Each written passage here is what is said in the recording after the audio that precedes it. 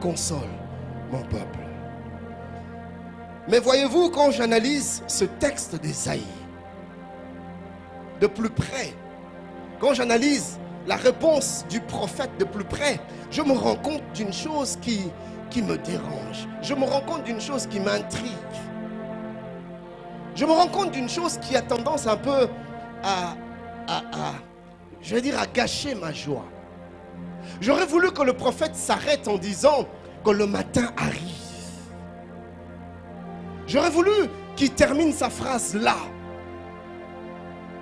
Le matin vient. Mais le prophète ne s'arrête pas là. Le prophète poursuit en disant, et la nuit aussi. Seigneur, ce n'est pas encore fini. Le matin vient, puis la nuit revient. C'est-à-dire que le matin qui arrive ne sera pas pour une longue durée. La nuit va revenir encore. C'est-à-dire que le soleil qui se lève ne se lèvera pas pour longtemps. Le ténèbre reviendra encore. C'est-à-dire la délivrance qui arrive ne durera pas longtemps. C'est-à-dire que le salut, c'est-à-dire que la paix, c'est-à-dire que le repos qui arrive ne sera que de courte durée. Le matin arrive, mais la nuit aussi. Le travail arrive, mais après un temps, tu le perds. Et tu te poses des questions, mais qu'est-ce qui se passe avec moi? J'ai l'impression que ce que Dieu met entre mes mains ne traîne jamais. Je ne me réjouis que pendant un temps, et puis après, ça part. Ça me rappelle l'image d'une vision un jour, alors qu'on priait avec le pasteur Roland, il a reçu une vision, il a vu comme un homme à qui l'on tendait des sucreries. Mais à peine il le mettait dans sa bouche et qu'il commençait à s'en réjouir, on le lui arrachait. Et puis on remettait et on arrachait. Dumas. Le matin arrive, mais puis la nuit revient. Tu commences tes fiançailles, tu te réjouis, ça change ta vie. Mais au bout d'un temps, quelque chose se passe toujours et ça brise tout.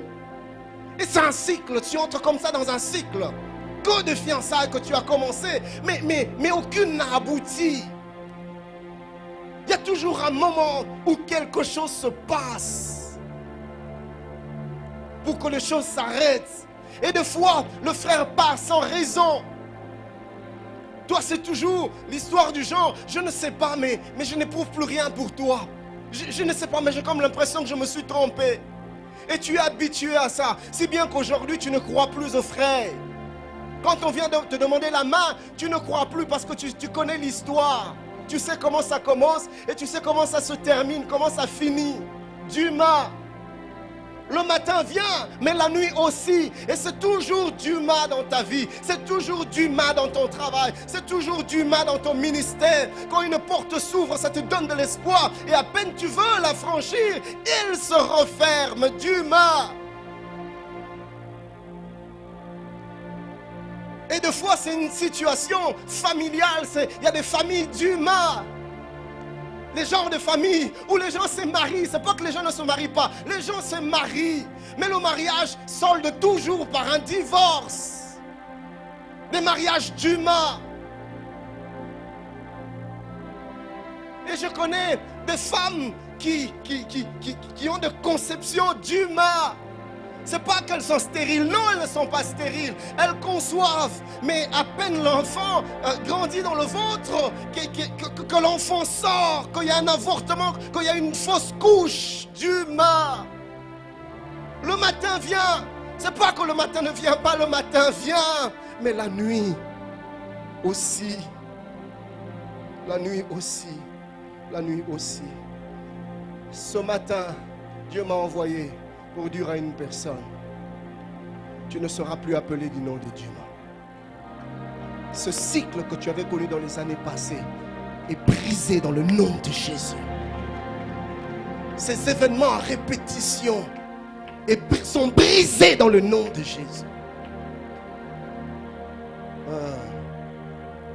Le prophète dit